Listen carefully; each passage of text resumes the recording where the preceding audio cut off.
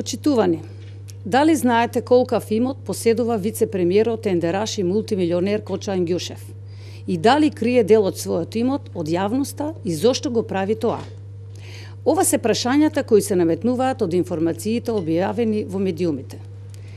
Дали Ангјушев има фирми во странство кои не ги пријавил во анкетниот лист и зошто не ги пријавил?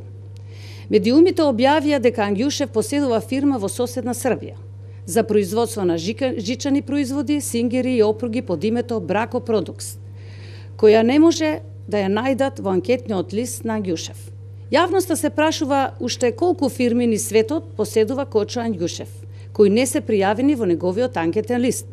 Што крие Ангјушев од јавноста и зошто не ја навел фирмата во Србија во својот анкетен лист како дел од имотот што го поседува?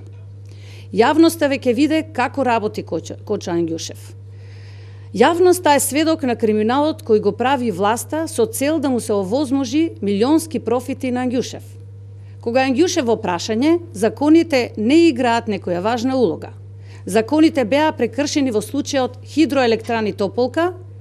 Првото прекршување се случи кога владата, спротивно на изборниот законник, изврши пренамена на земјоделското земјиште во градежно со цел фирмите на Ангјушев да можат да добијат одобрение за градба.